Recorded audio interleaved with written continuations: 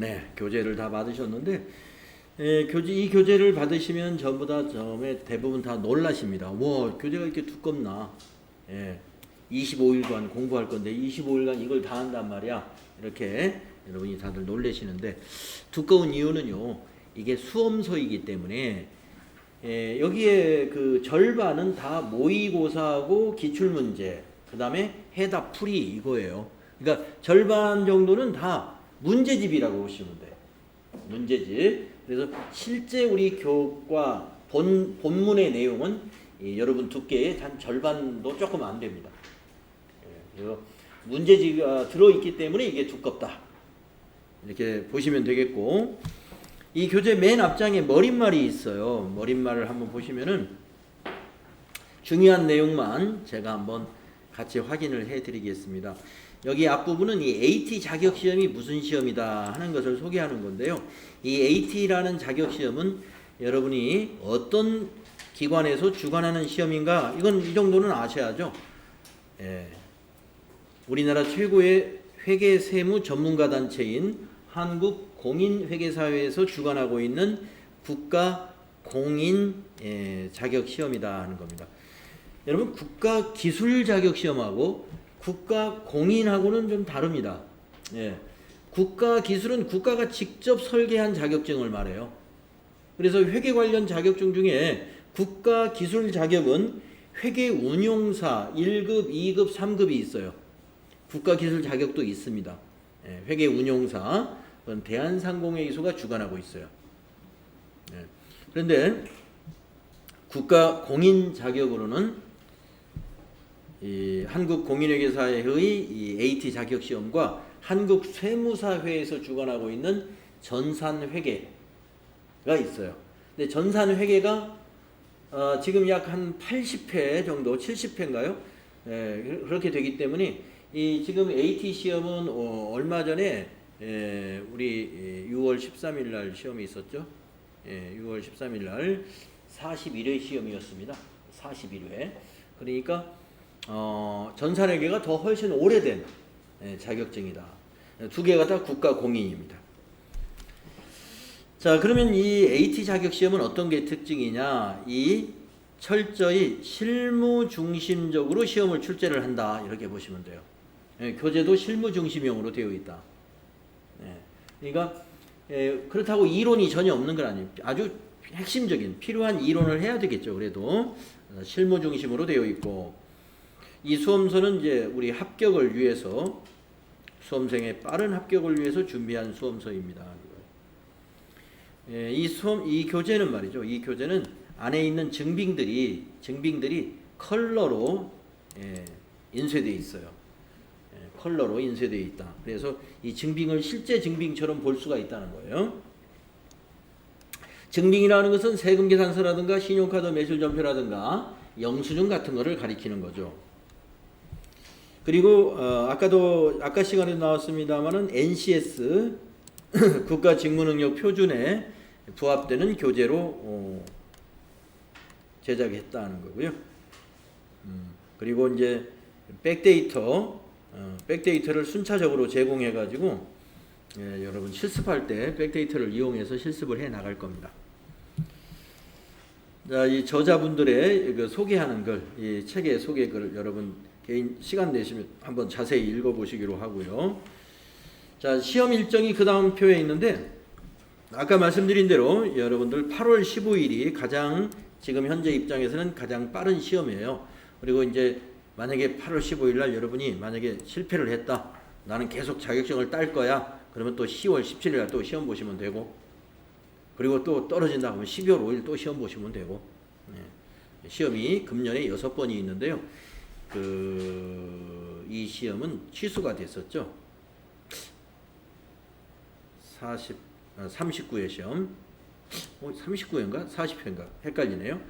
한 번은 취소됐어요. 그 코로나 때문에 한 번은 취소한 적이 있습니다. 뭐 이 시험만이 아니라 여러 가지 시험이 취소되거나 연기된 시험들이 그동안 많이 있었죠. 지금은 이제 방역 지침이나 이런 것들이 어느 정도 이제 구체화되고 전달이 되어서 그런 방역 지침을 지키면서 지금 시험장에 입실할 때 전부 체온, 제부, 뭐 손소독하고 이렇게 들어가고 시험장에 PC가 100대가 있다 그러면 100명 옛날처럼 100명이 그 시험 다 못 봐요. 2m씩 떨어져서 시험을 봅니다. 그래서 인원도 굉장히 줄어들었어요. 자, 그리고 이제 시험 안내 쪽을 보시면은 여기 이론 시험과 실무 시험을 동시에 시행하는 시험이에요. 이론 시험과 실무 시험을 동시에 시행한다. 그리고 프로그램은 실무하는 프로그램은 그 많이 알려져 있는 더존이라는 회사의 스마트 AI 플러스라고 하는 프로그램으로 시험을 보실 거예요. 뭐 여러분들도 집에서 이 교육용 프로그램을 집에 있는 컴퓨터에 다 무료로 다운받아 설치할 수 있습니다. 그래서 이 프로그램은 공개용 프로그램이기 때문에 집에서도 여러분이 다운로드 받아서 공부하실 수 있다.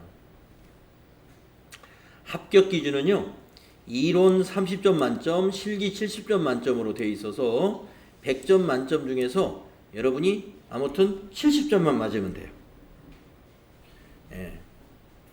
이론 다 틀리고 실기를 전부 맞아서 70점이 되든, 이론에서 20점, 실기에서 50점 맞아야죠. 50점 해서 합이 70점만 되면 합격이 됩니다. 응시료는 이제 2만 원이고요. 응시 자격에는 제한이 없어요. 누구나 응시할 수 있습니다. 그 다음에 이 AT 자격 시험은요, 국가평생교육진흥원의 학점은행제, 우리가 학위를 학점으로 이수할 수 있고 학위를 취득할 수 있는 제도 있죠. 학점은행제라는 제도. 거기에서 FAT 1급은 4학점이 인정이 되고요. TAT 2급은 10학점. 가장 높은 급수인 TAT 1급은 16학점입니다. 가장 낮은 급수인 FAT 2급은 학점이 없어요. 그래서 학점은행제로 학위를 취득하시는 분들이 자격증을 따려고 하는 이유가 자격증으로 학점을 인정받을 수 있기 때문에.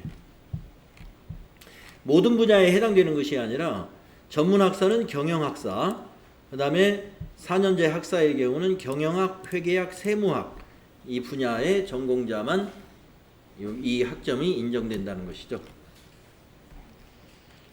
네, 구체적인 출제 범위는 여기 소개가 되어 있는데 우리 교재에 실려 있는 내용 다 나온다고 보시면 돼요. 우리 교재에 실려 있는 내용. 근데 이제 교재에 실려 있는 내용에서 그냥 수업 안 하고 넘어가는 부분이 있는데 시험에 안 나오거나 그 다음에 우리 교육과정에 편성되지 않은 것은 교재에는 있지만 그냥 지나갈 겁니다. 그래서 여기 있는 내용은 출제 범위와 여기 세부적인 내용은 너무 내용이 많으니까 여러분이 개인적으로 한번 시간 날 때 한번 보시는 걸로 하고요. 쭉쭉쭉 넘어가서 어디로 가시냐. 합격률도 개인적으로 한번 보세요. 목차로 차례로 가보세요. 차례. 어디 공부하는지를 제가 여기서 짚어드리겠습니다.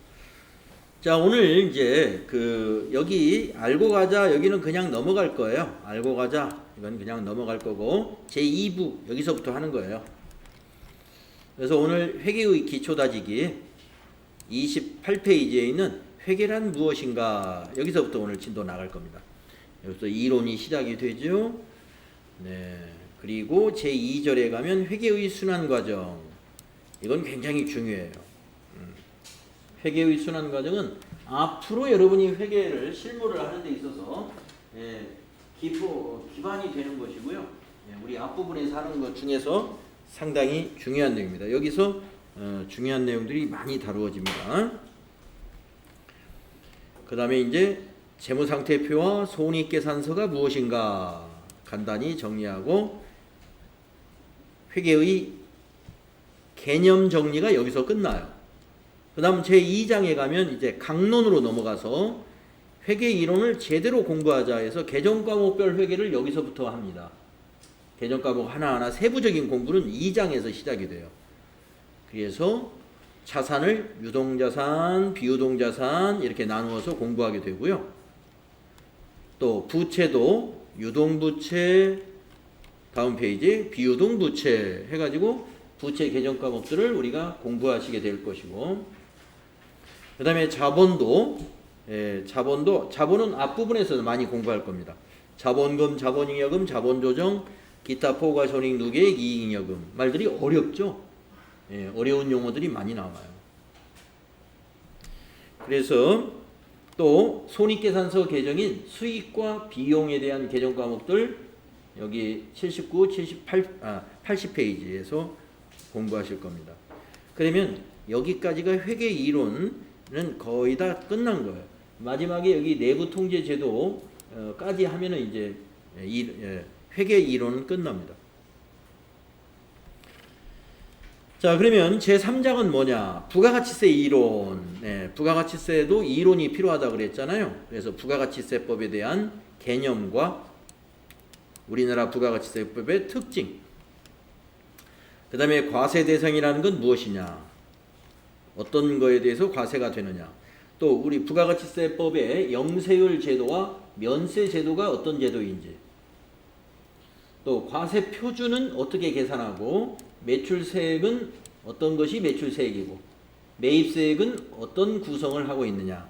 그래서 매출세액의 구조, 매입세액의 구성을 우리가 공부하고요. 그리고 세금계산서 발급하는 방법, 또 영수증에 대해서 알아야 될 상식. 여기까지 하면 부가가치세 이론이 다 끝납니다. 이론은 여기서 끝이에요. 이론 수업 여기서 끝. 109페이지까지 이론을 하면은 이론 수업은 여기서 끝납니다. 그리고 이제 바로 도전 프로그램으로 실무를 하는 것으로 넘어가게 되는데, 그 다음에 나오는 원가 계산 제4장은 여기는 시험의 출제 범위가 아니고 우리 이번에 이 과정에 설계된 내용이 아니에요. 그래서 이거 그냥 패스할 거예요. 그 다음에 그 123페이지는 비영리 회계, 이 부분도 시험 출제 범위도 아니고 또 우리 이번 과정에 설계된 내용이 아닙니다. 그래서 이것도 패스합니다. 이 부분은 그냥 넘어갈 거예요. 나머지는 이제 다 합니다. 나머지가 뭐냐? 이제 제3부, 여기가 바로 여기서부터 실기 내용이 여기서부터 진행이 된다, 이런 얘기죠. 그래서 이 전에 이론을 여러분이 잘 무난히 극복하시면은 여기 실기는 그렇게 어려운 일이 아니에요. 우리가 그 컴퓨터 프로그램으로 실기를 한다는 건 뭐예요? 이론적인 게 다 머릿속에 정리가 돼 있기 때문에 그 프로그램 메뉴에다가 무슨 메뉴에다 뭘 넣어야 되고, 전표를 입력할 때 차변에는 뭐 얼마, 대변에 뭐 얼마, 이걸 입력할 거란 말이에요. 그것이 바로 이 앞부분에 뭐가 됐다? 이론이 다 됐다는 거예요. 이론이 다 됐으면 여기서부터는 이제 시험 보기 위한 그런 시험 준비, 사실은 여기서부터가 이제 시험 준비 수업이라고 보시면 돼요. 그래서 여기서 그 이전까지 여러분이 잘 공부하시는 것이 중요합니다. 여기서부터는 그다지 어렵지 않아요. 쉽게 넘어갈 거예요. 근데 이 앞에 공부가 엉터리로 돼 있으면 여기서 넘어가긴 넘어가는데 다음에 다시 하려면 안 돼. 이론이 부족해서 그런 거예요. 이론이. 이론적인 공부가 매우 중요하다고 보시면 됩니다. 그래서 나머지는 이제 프로그램을 이용해서 아까 말씀드린 회계정보 시스템 운영, 우리 능력 단위에 있었던 거죠. 이제 회계정보 시스템 운영, 그리고 전표 관리, 전표 입력은 어떻게 하느냐, 이런 것들. 그 다음에 자금 관리, 어음 관리나 현금 관리, 예금 관리 어떻게 하는 것이냐, 이런 것들. 그 다음에 부가가치세 신고서 어떻게 작성이 되는 것이냐, 이런 실무적인 것. 또 결산 처리, 결산 처리하는 수정분계들, 결산하는 거. 그 다음에 회계정보 시스템 운영, 이러한 실무적인 내용이 되겠습니다. 여기까지가 끝이에요. 그래서 276페이지까지가 우리 교재의 본문의 내용이다. 여기서 이제 본문 끝. 본문이 여기서 끝이에요. 요 다음 내용부터는 277페이지부터는 이제 문제집이다, 이겁니다. 문제집, 그리고 모의고사, 5개, 기출문제 6개가 여기 문제가 실려 있어요. 그래서 이걸 가지고 시험 준비를 또 마무리하는 건데, 모의고사는 이걸 해볼 시간이 아마 안 될 겁니다. 100시간 동안 하다 보면 요거는 좀 시간이 부족해. 그래서 이걸 패스하고 이걸로 넘어갈 거예요. 기출문제가 더 모의고사보다 더 실제로 나왔던 문제니까 기출문제는 풀어봐야 되겠죠. 기출문제 6개는 꼭 풀어볼 겁니다. 그리고 시간 남으면 모의고사로 가는데 아마도 시간이 남진 않을 거예요. 기출문제까지 하면은 빠듯하게 100시간이 마무리가 됩니다. 그리고 여러분이 8월 7일 날 수업 끝나고 시간이 있잖아요. 그 집에서 이거 연습하시면 되죠. 이걸로 안 풀어본 거. 그래가지고 15일 날 시험 보시면 되는 거예요. 네. 그리고 이제 여기 585페이지부터는 정답이에요. 정답. 정답이고 여기 짝꿍 개정 과목 이런 것도 있네요. 예, 시험 당일날 읽는 요점 정리, 예, 재무상태 개정 과목, 손익계산서 개정 과목. 여기 뒷분에 이거 풀어오기 좋은 것들이 있네요. 예.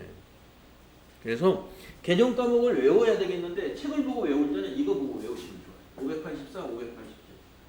그 다음에 개정 과목 외울 때 짝꿍 개정 과목끼리 외우면 좋아요. 짝꿍 개정 과목끼리. 그리고 시험 당일 읽는 요점 정리 이것도 괜찮아요. 그래서 이건 요점 정리가 여기 들어있으니까 584쪽부터 590쪽에 있는 요점 정리 나중에 여러분이 한번 보시고, 제가 또 인쇄를 해서 이 개정 과목 외우는데 한 장으로 인쇄해서 나눠드리는 것도 있어요. 이거는 좀 양이 많겠네요. 584부터 587페이지까지니까 84쪽, 85쪽, 86쪽, 87쪽 4페이지네요. 예, 4페이지.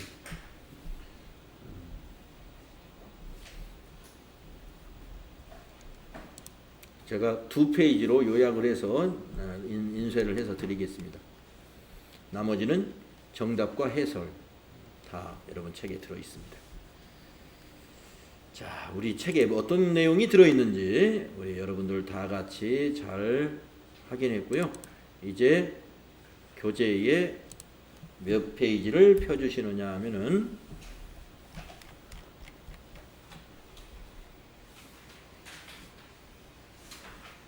여기입니다.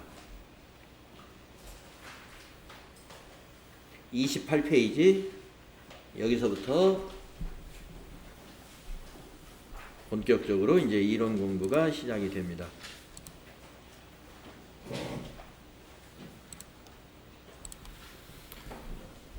자, 회계란 무엇인가?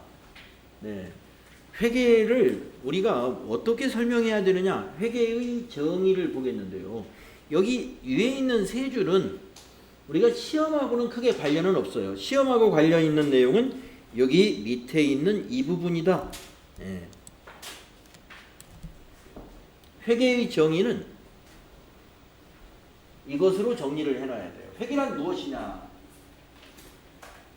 회계정보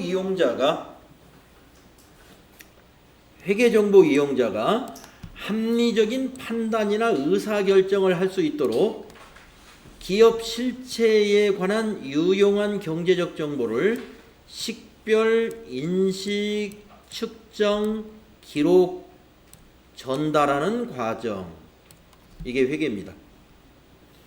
그래서 문제에서 회계를 가장 잘 설명한 것을 찾으시오 하면은 이 설명과 가장 비슷한 걸 찾으시면 돼요. 회계에 대한 설명을 가장 잘 설명한 것이 무엇이냐 하면은 이 설명과 가장 가까운 것을 답으로 찾으셔라. 예. 자, 회계정보 이용자라는 말이 나오잖아요. 회계정보 이용자는 사실은 우리 주변에 있는 모든 사람이 다 회계정보 이용자들이라고 보시면 돼요. 근데 이걸 좀 더 이해하기 쉽게 다음 페이지에 회계정보 이용자 해가지고 표로 하나 만들어 놓은 게 있어요. 이제 그때 다음 장에서 그거 확인하도록 하겠습니다. 그래서 회계정보 이용자가 합리적인 판단과 의사결정, 그 회계 정보를 보고 회계 정보가 다 숫자로 돼 있잖아요. 그러면 뭐 무슨 계정 과목이 얼마, 무슨 계정 과목이 얼마, 수익은 얼마, 뭐 비용은 얼마 이렇게 계정 과목별로 다 적혀 있단 말이에요. 그러면 그걸 보고서 어떤 판단을 한다 이거예요. 회계 정보 이용자가 예를 들어서 대출을 해주는 은행의 기업 대출 담당자는 그 회사의 회계 정보를 보고 무슨 판단을 하느냐? 그 회사의 자금 담당자가 10억을 대출해달라고 우리 은행에다가 요청을 합니다. 그러면 이제 은행에서는 그러면 알겠습니다 하면서 회계 정보를 요구해요. 최근 2년 동안 재무상태표하고 손익계산서 제출 좀 해주십시오. 내일 가지고 오세요. 그럼 가지고 오면 그걸 가지고 자기 은행의 대출 매뉴얼에 그걸 넣어봅니다. 이 회사의 재무제표가 이렇다면은 얼마까지 우리 은행은 대출해 줄 수 있는가? 그게 뭐예요? 판단과 의사결정이죠. 판단과 의사결정. 그러니까 대출을 해주는 채권자는 대출을 요구하는 기업이 얼마나 안전한 회사냐, 또 수익성은 있는 회사냐, 이걸 보고서 수익성이 있는 회사면은 대출을 더 그만큼 많이 해주겠죠. 안전하지도 않고 수익성도 없다. 그러면 대출 금액이 뚝 떨어지겠죠. 우리 개인들도 그렇잖아요. 우리 개인들도 은행에서 대출을 받으려고 만약에 한다면 재산 상태만 보는 게 아니에요. 내가 집에 아파트도 있고 또 어디에 논밭도 있어서 토지도 있고 건물도 있어요. 그것만 보고 대출해 주지 않습니다. 그걸 담보로 하지 않는 한. 신용대출을 해줄 때는 지금 어느 직장에 다니죠? 연봉은 얼마입니까? 이걸 더 중요시 봐요. 벌어들이는 돈이 있어야 이자를 갚고 원금을 갚아 나갈 거 아니에요? 부동산만 있으면 어떻게 돼요? 그걸 팔지 않는 한. 팔지 않는 한 돈이 안 되잖아요. 팔아서 갚아야 돼. 그렇기 때문에 그 기업의 경영 성과를 보듯이 개인들 신용에서는 어느 직장을 다니는지, 만약에 저같이 개인 사업을 하는 사람이다. 그러면 월급을 받는 게 아니니까 연봉을 물어보는 게 아니라 연간 총 수입이 얼마입니까? 내가 말로 하는 거 못 믿죠. 그래서 어떤 자료를 요구해요? 개인 사업자들은 5월 달에 종합소득세 신고라는 걸 해요. 그 종합소득세 신고할 때 거기에 수입액이 나타납니다. 얼마 벌었고, 그래서 무슨 공제 빼서 과세표준이 얼마. 그래서 세금을 납부할 때 신고한 소득금액이 있어요. 그걸 기준으로 해서 이분은 한 달에 벌어들이는 게 얼마니까 거기에 비례해서 대출액을 결정하는 거예요. 만약에 정보 이용자가 은행이 아니라 투자자라고 가정을 한다. 투자자도 마찬가지죠. 그 기업에 투자를 할 때는 수익이 나야 나중에 결산하고서 내년에 배당금을 받아야 되잖아요. 우리가 주식에 투자하는 사람들이 두 가지 유형이 있죠. 은행에 넣는 것보다 그 회사가 나중에 배당금을 지급한다면 은행 이자보다 낫겠다. 계산이 두들겨 봤을 때. 그래서 주식을 사는 사람이 있고, 그런 사람들은 장기 투자자라고 그러죠. 그런데 단기 투자자들은 뭘 봐요? 시세 차익을 보는 거죠. 근데 6월 달에 주식을 살 때보다 앞으로 내가 1년 후에 이 돈을 쓸 거예요. 그러면 1년 후에 주식 가격이 오를 거라는 건 무슨 근거로 올라요? 그 회사가 수익이 좋아야 투자자들이 덤비겠죠. 팔겠다는 사람보다 사겠다는 매입자가 더 많아야 가격은 올라가는 거잖아요. 그렇죠? 파는 매도보다 매수자가 많으면 주식 가격은 올라가요. 그러니까 어느 회사가 올라가겠냐 하는 거예요. 어느 회사가 올라가겠느냐. 그걸 뭐예요? 재무제표를 보고 판단하는 거예요. 이런 것들이 모두 판단과 의사결정입니다. 그것을 올바르게 할 수 있어야죠. 올바르게 하려면 어떻게 해야 돼요? 그 경제 정보가 유용해야 됩니다. 유용하다는 쓸모가 있어야 된다는 얘기인데, 쓸모가 있어야 된다.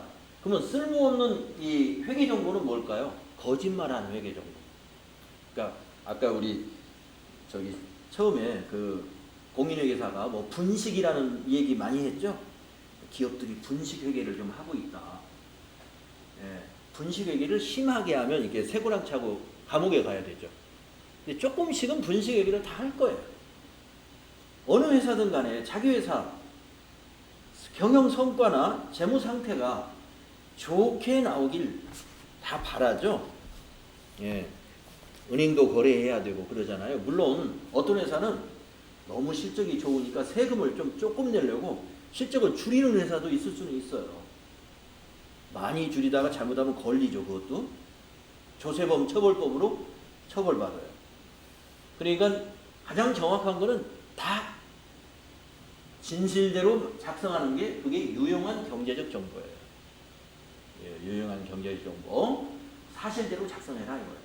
그러한 정보를 식별하고 인식하고 측정하고 기록하는 것을 우리가 배울 거예요. 식별 인식이라는 건 뭐냐? 식별이라는 것은 이제 우리가 다음에 회계의 순환 과정에서 이것이 회계상 거래냐 아니냐 이거 판단하는 게 있어요. 회계상 거래는 무엇이냐? 그거를 식별한다 그래요. 인식하는 건 뭐냐? 이것이 회계상 거래라면은 나중에 이제 계정 과목이라는 걸 배워요. 어떤 과목으로 회계 처리할 거냐 이거예요. 이것이 자산이냐? 이것은 부채냐? 네.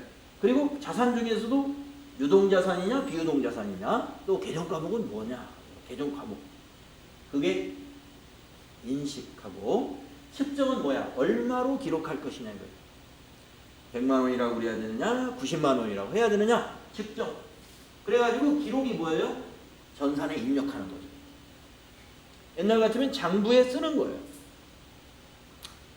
옛날 같으면. 그래서 옛날에는 부기라고 그랬지 전산의 회계라고 안 했죠. 부기. 장부에 회계를 기록한다. 부기. 그래서 지금의 전산회계 자격증이 과거에는 부기 자격증이었어요. 그래서 지금은 기록은 전산 입력을 의미하는 것입니다. 이게 회계. 그러니까 이것을 우리가 아는 것은요. 왜 안다고요? 회계란 무엇이냐 가장 잘 설명한 것을 찾아라 그러면 이것과 가장 가까운 걸 찾으시면 된다. 아시겠죠? 자, 그 위에 있는 요 세 줄은 그냥 참고사항이니까요. 여러분이 여유 되시면 읽어두시고 시간 없으면 이건 안 읽어도 좋아요. 이게 중요하다. 자, 그 다음에 그 밑에 회계의 목적이 있습니다. 회계의 목적.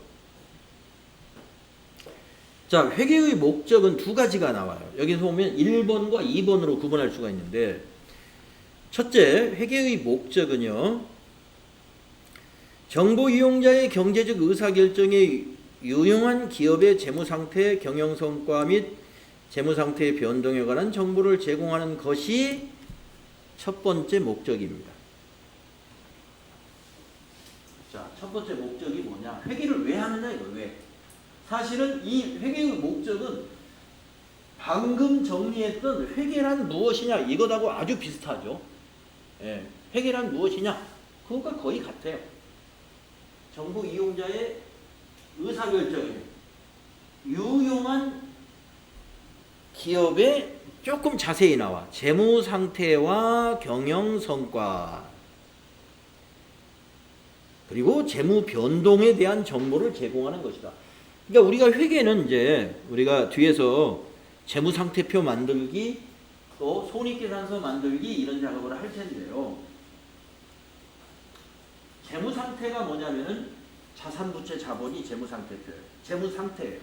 그걸 표로 만들면 그게 재무 상태표입니다. 그래서 아까 1교시에서 회계사가 자기의 재무 상태를 얘기했어요. 자기의 재무 상태를. 자기가 자산이 4억이고 부채가 3억 5천이다. 그러니까 사람들이 깔깔깔 웃었죠. 부채가 너무 많다는 거예요. 자산에 비해서. 그럼 5천만 원이 자본이라는 얘기죠. 그러니까 그 4억의 재산을 가지고 있는 그 회계사는 빚을 다 갚으면 자기 돈은 5천만 원밖에 없다는 얘기입니다. 그러나 그 사람은 4억의 재산가라고 그러지 5천만 원밖에 없는 사람이라고는 말할 수 없어요. 왜냐하면 빚 얻어서 산 재산도 자기 거니까. 그렇죠? 내가 나중에 열심히 봉급 탄 거를 그 사람이 뭡니까? 1년에 1억을 번다고 그랬나요? 네. 연간 1억을 번대요. 연봉이. 근데 1년에 1,000만 원밖에 안 쓴답니다. 그러면 1년에 9천만 원씩 저축이 쌓이겠죠. 그럼 생각해 보세요. 1년에 9천이면 2년이면 1억 8천, 3년이면 2억 7천, 4년이면 빚 다 갚겠네. 3억 5천까지 거 4년이면 다 갚는 거예요. 그래서 재무 상태는 뭐냐? 현재 그 사람의 재산이 어떻게 된가? 이걸 보는 겁니다. 현재 재산도 중요해요. 그런데 뭐가 더 중요하느냐? 경영 성과가 더 중요합니다. 경영 성과. 이게 손익계산이에요. 수익과 비용. 그래서 그 회계사가 이 얘기 하려고 했던 게 그거예요. 자기가 지금 비록 빚이 3억 5천이라서 내 돈은 5천만 원밖에 없는 사람이지만 나는 연봉이 1억이기 때문에 1년에 9천만 원씩 저축을 하고 있다. 그렇다면 그 사람에겐 뭐예요? 미래가 있는 거죠. 예. 무슨 선을 본다든가 이럴 때, 뭐 이렇게 이것만 보지 말고 재무 상태만 보지 말고 경영 성과를 잘 볼 줄 알아야 된다 이거예요. 지금 그 사람이 뭐 원룸에서 이렇게 어렵게 살지만 직장을 보니까 안정적이고 또 연봉도 보니까 보통 받는 사람보다 훨씬 많이 받아요. 그리고 돈 쓰는 것도 돈 쓸 일이 별로 없어. 부모님 아직 건강하시고 형제들 다 돈 잘 벌고 있어서 자기가 부모님 돈 도와주고 형제들 살림살이 도와줄 일이 없어요. 자기 버는 건 그냥 자기만 자기 용돈만 쓰면 돼. 그럼 뭐 비용이 별로 없지 않습니까? 아직 미혼이고 한 사람이 뭐 쓸 일이 별로 있겠어요? 그래서 뭘 봐라? 수익성을 봐라야 해요. 경영 성과가 바로 수익성입니다. 그래서 아까 제가 여러분 그 시험 문제 일본에서 그런 문제를 냈었는데 아래 보기 중 기업의 경영 성과를 나타내는 재무제표가 뭡니까? 했더니 지유경 씨 맞추셨네. 3번 손익계산서. 그래서 우리 재무제표 중에 이 경영 성과를 나타내는 그 재무제표가 있어요. 회계 정보가. 그게 바로 손익계산서예요. 자, 첫 번째 목적, 회계는 뭐 때문에 한다? 정부 이용자가 의사결정에 유용한 재무상태와 경영성과에 대한 정보를 제공하는 것이 목적이에요. 두 번째 목적은 여기서부터입니다.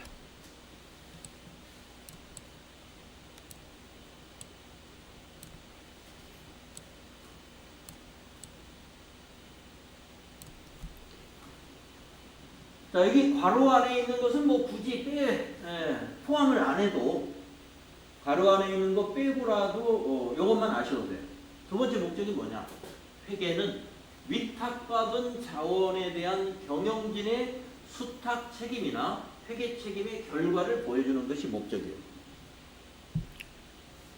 자, 위탁받은 자원이다. 자, 여러분 위탁이라는 말은 말이죠. 누구한테 부탁받은 것이 위탁이죠. 이걸 어떻게 해달라, 팔아달라, 그럼 판매 위탁을 받은 것이고, 여기서는 경영자니까 경영자에게 경영해달라고 위탁을 한 겁니다. 경영자라는 보통 최고 경영자가 그 회사의 대표이사죠. 대표이사. 대표이사를 포함해서 경영진들이 있어요. 뭐 전무이사, 상무이사, 이런 이사급 이상을 우리가 경영진이라고 볼 수가 있는데, 그 위탁받은 자원은 뭐냐? 그 회사의 재산을 말하는 거예요. 자산부채 자본. 그 회사가 보유하고 있는 토지, 그 회사가 가지고 있는 건물, 또 그 회사가 고용하고 있는 인력, 사무직 인력, 생산직 인력, 이런 인력 자원도 아주 중요하죠. 그러한 위탁받은 자원에 대해서 경영진이 말이죠. 경영진이 어떻게 해야 돼요? 경영을 잘해서 수익을 내야죠. 그게 수탁 책임입니다. 그래서 경영진의 수탁 책임이나 회계 책임의 결과를 보여주는 것이다. 그래서 경영진의 성적표와 같은 거예요. 경영진의 성적표. 뭐가? 회계가. 그래서 회계를 처리하려고 할 때 이 경영진이 말이죠. 회계팀에다가 뭐라고 자꾸 얘기를 하겠어요. 내 그거 성적표니까 니도 좀 잘 좀 만들어. 어? 예. 이런 쪽으로 자주 이렇게 방향을 얘기하겠죠. 자기 성적표가 개판으로 나오게 하는데 경영진이 가만히 있을 리가 있겠습니까? 예, 좀 잘 만들어라. 이런 쪽으로 유도를 할 거예요. 그러나 회계는 중립적으로 해야 됩니다. 경영자를 위해서, 경영자만의 성적을 위해서 회계를 처리하다 보면 부정한 회계 처리를 하게 되는 거죠. 그래서 중립적으로 해야 돼요. 회계 일은. 자, 하지만 우리 회계의 목적 뭐다? 정보 이용자의 경제적 의사결정을 유용한 재무 상태와 경영 성과의 정보를 보여주는 것이고, 두 번째는 위탁받은 자원에 대한 경영진의 수탁 책임이나 회계 책임의 결과를 보여주는 것이 목적이다. 그러니까 아래 보기 중 회계의 목적에 대해서 잘 설명한 걸 찾아라. 그러면 요 1번과 2번이 들어있으면 그게 회계의 목적을 잘 설명한 것이고요. 이 설명과 비슷한 것도 회계의 목적이라고 보시면 돼요. 이것과 전혀 관련되지 않는 보기가 있으면 그게 잘못 설명한 것입니다. 자, 그러면 이제 다음 페이지. 지금까지 회계정보 이용자라는 말이 많이 나왔는데, 회계정보 이용자는 외부에 있는 이용자도 있고 내부에 있는 이용자도 있다 해서 이렇게 표로 정리를 했습니다. 어려운 내용은 없죠. 외부 정보 이용자. 지금까지 제가 아까 주주, 투자자 이런 말을 했어요. 주식을 보유하고 있는 사람이 그 회사의 주주입니다. 투자자도 주주나 마찬가지예요. 그런데 이제 주식 말고도 채권이라고 하는 회사가 발행한 채권에 투자하는 사람도 있기 때문에 채권에 투자한 사람은 주주는 아니에요. 그래서 주주를 포함한 투자자, 그 다음에 채권자. 채권자는 은행 같은 곳이 채권자죠. 은행에서 돈을 빌렸으면 은행은 채권자, 우리는 회사는 채무자. 또 회사는 채무자. 돈을 빌린 회사는 채무자, 돈을 빌려준 은행은 채권자 그러죠. 네. 그래서 우리가 거래를 하다 보면은 우리가 외상으로 뭘 사오잖아요. 이거면 외상으로 우리가 매입을 하면 그 외상으로 판매를 한 회사는 우리 회사의 채권자가 되는 겁니다. 다음에 거래처도 외부 정보 이용자가 돼요. 거래처에서도 우리 회사의 회계 정보에 대해서 많은 관심을 가지고 있습니다. 또 정부도 외부 정보 이용자입니다. 정부에서도 우리 기업의 회계 정보에 대해서 정확히 알려고 하죠. 정부는 우리가 뭐를 하는 곳입니까? 기업으로부터 법인세라든가 부가가치세라든가 기업이 납부해야 될 여러 가지 세금이 있죠. 영업실적에 따라서 내야 되는 것들. 그래서 이 조세 정책을 결정하기 때문에 또 조세를 해야 되기 때문에 외부 정보 이용자가 정부가 되겠고요. 그 다음에 일반 대중들도 우리가 그 기업에 자녀를 취업을 시킨다든가 아니면 내가 취업을 한다고 해도 그 회사의 재무 정보를 볼 수만 있다면, 그 자료가 공개되어 있다면 누구든지 그걸 보고 판단을 할 거예요. 그래서 외부 정보 이용자 하면은 이런 사람들이다. 그럼 내부 정보 이용자는 누구냐? 간단하죠. 경영자와 근로자가 내부 정보 이용자입니다. 경영자와 근로자. 그래서 아까 그동안 정보 이용자 이래 왔는데 정보 이용자는 도대체 어떤 사람들이냐? 이런 사람들이다. 일반 대중이 들어있기 때문에 제가 아까 정보 이용자 하면 사실은 모든 사람들이 다 정보 이용자입니다. 자, 밑에 회계를 분류하는 게 나오는데요. 우리 회계 분류를 FA, 그 다음에 MA, 그 다음에 TA. 자, 영어 약자로 한번 체크를 해봤어요. 파이낸셜 어카운팅 하면은 파이낸셜 영어를 찾아보면 재무라는 뜻이에요. 그러니까 어카운팅이 회계거든요.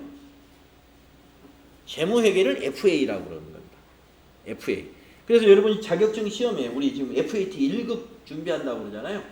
재무회계 1급 준비하는 거예요. FAT 1급.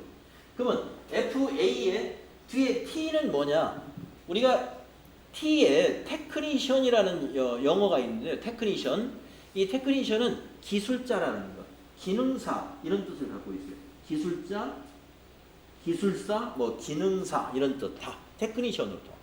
그래서 재무회계 기사, 재무회계 기사 정도 되겠죠. 재무회계 기사 이게 FAT. 원가관리회계는 자격증이 없습니다.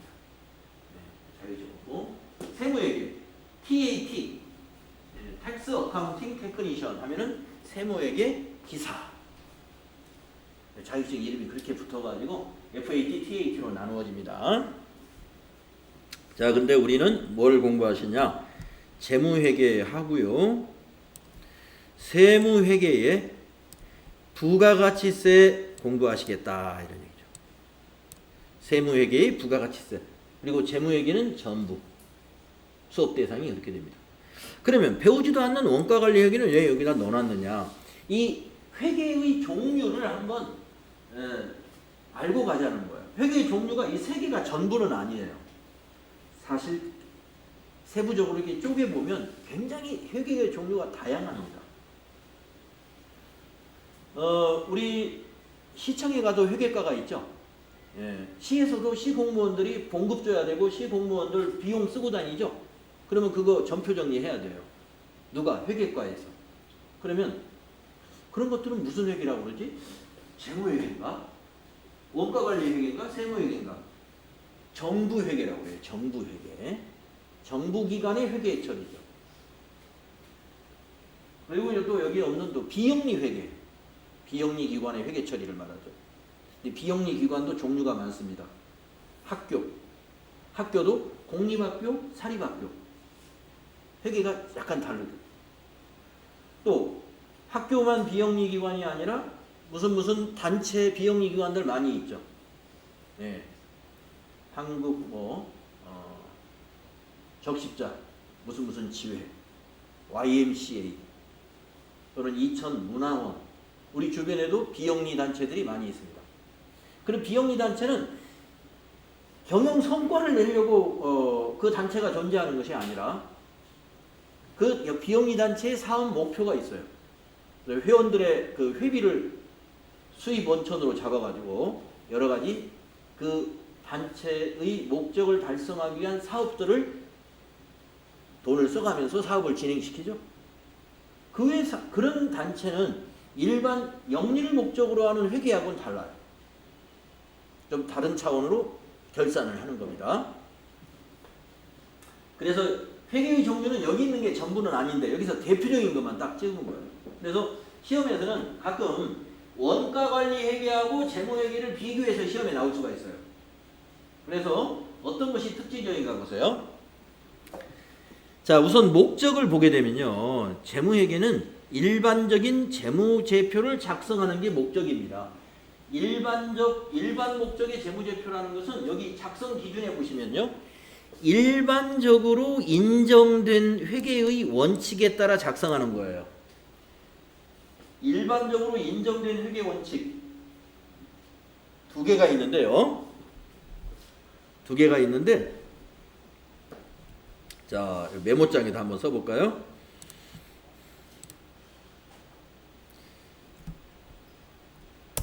국내에서 적용되고 있는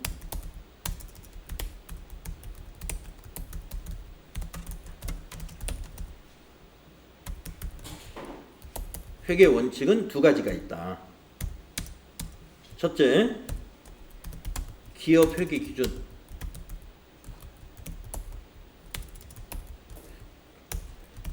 기업 회계 기준은 모든 비상장 기업에서는 이 기준에 따라서 회계 처리합니다. 자, 비상장 기업이다 그러면요. 우리가 이 동네에 있는 웬만한 법인들은 다 비상장 기업들입니다. 주식시장에서 그 주식이 공개되어 있지 않은 기업들, 꽤 규모가 있는 기업도 비상장 기업들 많이 있어요. 그것은 기업회계 기준이라는 기준에 따라서 회계 처리하도록 되어 있어요. 자, 그런데 우리가 한국이 채택한 국제회계 기준이 있습니다. 국제회계 기준은 외국의 투자자들의 보호를 위해서 국제회계 기준을 적용해야 돼요. 그럼 외국인이 국내에 비상장 기업에 투자하겠습니까? 아니죠. 그래서 상장 기업은 국제회계 기준에 따라서 회계 처리하라. 국제회계 기준은 우리의 기업회계 기준하고 같은 부분도 있고 차이가 나는 부분도 있어요. 자, 그래서 우리는 지금 이 회계 자격 시험에서는요, 이 상장 기업을 중심으로 해서 자격 시험을 보는 게 아니라 기업의 수로, 기업의 숫자로 보면 국내에 비상장 기업이 훨씬 많습니다. 그래서 기업회계 기준으로 우리는 재무회계를 공부한다. 기업회계 기준으로 공부한다. 우리 회계 자격증 중에서 한국 채택 국제회계 기준으로 시험을 치르는 자격증이 하나 있긴 있습니다. 재경관리사. 그래서 재경관리사 시험은 이 상장기업의 회계 업무를 대비해서 자격증을 공부하는 사람이다 그러면 재경관리사 공부를 하면 돼요. 상장기업 회계 기준으로 수업 문제가 출제되고, 네, 우리가 주변에 있는 웬만한 기업들은 거의 다가 비상장 기업들이기 때문에 기업 회계 기준의 회계 처리 기준을 일단 알아야 돼요. 자, 그래서 우리 재무회계는 기업 회계 기준 또는 한국이 채택한 국제 회계 기준에 따라서 작성하는 일반 목적의 재무제표를 작성하는 게 재무회계입니다. 우리가 이걸 공부할 거다 이거예요. 자, 그러면 우리가 공부는 안 하지만 매니지먼트 어카운팅이라고 하는 또는 원가 관리 회계 하면은 코스트 매니지먼트 어카운팅 이렇게 말하죠. 원가 관리 회계, 코스트 매니지먼트 어카운팅, 아니면 앞에 코스트 빼고 매니지먼트 어카운팅, 아니면 관리를 빼고 그냥 원가 회계, 코스트 어카운팅 이렇게도 부르는데, 아무튼 이거는 뭐냐, 많이 달라요. 목적이 경영자가 경영활동이 필요한 정보를 생산하는 겁니다. 경영자가 경영활동이 필요하다라는 거 누가 판단해요? 경영자가 판단합니다. 사장님이 이거 좀 만들어 오세요 그러면 만들어다 줘야 돼요. 저것 좀 만들어 오세요 그러면 만들어다 줘야 돼요. 이게 원가관리 회계예요. 그래서 특별한 기준이나 원칙이 없습니다. 사장님이 양식을 제시하면서 요 양식에다 좀 하나 만들어 와. 그대로 만들어. 또 원가 계산을 하는데 꼭 뭐 교과서에 나오는 원가 방식이 아니라 사장님이 딱 어떤 제시를 할 수가 있어요. 이러이러한 내용을 원가에서 빼고 이러이러한 내용을 원가에 넣으세요. 해가지고 그렇게 한번 만들어 와달라고 요구를 하면 그대로 만들어주는 거예요. 경영자가 자기 경영활동이 필요하다고 하면 그것을 그대로 만들어주는 것이 원가관리 회계입니다. 특별한 기준이나 원칙이 없다는 것이죠. 자, 그래서 보시게 되면은 이 원가관리 회계는 내부 정보 이용자만 보는 거예요. 외부 사람은 볼 기회가 없어요. 그 회사 내부에서 언제까지 뭐 보고해라 하니까 보고하고 이러는 거예요. 내부 정보 이용자, 경영자를 위한 회계라. 그런데 우리 재무회계는 뭐예요? 이거는 법적으로 상장 기업은 6개월마다 또 비상장 기업이라 하더라도 1년에 한 번씩은 보고를 해야 돼요. 그래서 이건 외부 정보 이용자, 외부 정보 이용자를 위한 회계라고 볼 수 있어요. 그러면 외부 정보 이용자를 위한 회계니까 경영진은 재무회계에 대해서 관심을 안 갖느냐? 안 가질 수가 없다고 그랬죠. 아까 말씀드린 대로. 자기 성적표예요, 그게. 내부 정보 이용자인 경영자도 여기에 엄청난 관심을 가지고 있게 되는 거죠. 자, 특징. 재무회계와 원가관리회계의 그 특징을 잘 알아두시면 되겠습니다. 세무회계는 한마디로 세법을 공부하는 거예요. 여기 보시다시피 법인세법, 소득세법, 부가가치세법 등에 따라서 세금을 납부하는 국세청이나 세무서에 세금을 납부하는 보고서를 작성하는 걸 배우는 게 세무회계예요. 그래서 우리가 부가가치세를 배운다는 것은 부가가치세 신고서 작성하는 걸 배울 거예요. 자, 여러분들 좀 쉬었다 해야 될 것 같습니다. 좀 힘드시죠? 네, 그래서 10분간 30분까지 지금 시간이 18분이니까요. 28분까지 쉬도록 하겠습니다. 그러면 끝에 시간이 뭐 한 20분이면 끝날 것 같아요. 그래도 중간에 한번 쉬어야 돼요.